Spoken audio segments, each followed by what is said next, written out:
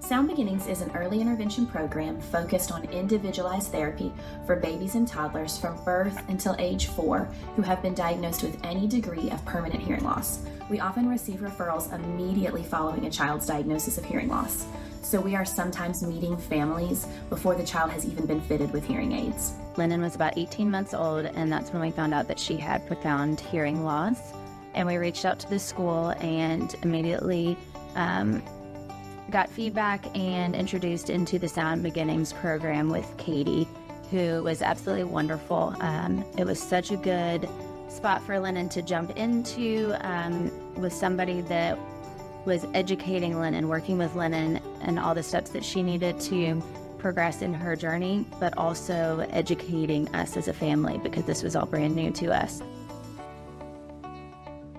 The Sound Transitions program is basically a part-time educational program for kids anywhere between the ages of 1.5 to about 3.5. All the children obviously have a diagnosis of hearing loss. During class, we basically just have a condensed school day. We do listening checks. We have centers where they get to do a little bit of free play. We go to recess, we do circle time, and then during the last 30 minutes, all the parents have an opportunity to come into the classroom and participate in the family training portion of class, which is my favorite part. My son was born with CMV, which is cytomegalovirus, which caused delayed mobility and developmental delay, and ultimately damaged both inner ears. MOSD has fully stepped in and not only been a moral support for myself and my family, but they have pointed me in the right directions and put me in contact with the right people. They've also just been so patient and helpful with my child, and I will always be thankful for MOSD for all the good things that they've done for us. They have all definitely been a light in what seemed to be a dark place in my life. We started Sound Voyagers in August to help with children who have a speech and language delay for reasons not related to hearing loss. So these children are hearing, and we provide a condensed school day for the kids to be in a group environment. It helps the kids to learn how to interact with each other so that they're ready to enter school at some point. My son Royson attends the Sound Voyagers program here at MOSD. He's had an incredible time here this year. He has grown leaps and bounds with his speech and language development, especially thanks to Miss Katie, Miss Anna, and Miss Sam, and really all the teachers here at MOSD. He really looks forward to his Tuesday and Thursday class with his friends, and it's just been an incredible experience.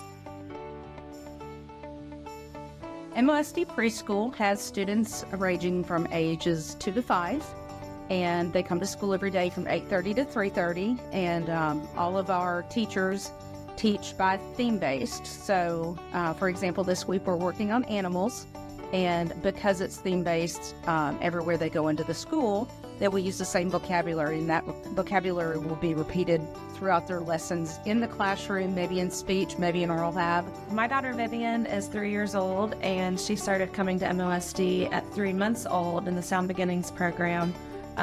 She was born profoundly deaf and wears cochlear implants. Vivian has been in the day school for about 1.5 years now. She started right around 2 years of age, and she has completely thrived in this Monday through Friday program. It's like something clicked when she entered that classroom, and she went from speaking in 1 to 2 simple sentences. Now she's talking in complex sentence structures, enunciating her words much more clearly, and we really can't ever get her to stop talking, which for most parents might be a little bit of a nuisance, but for us it is the sweetest sound to have our deaf child be as chatty as she is.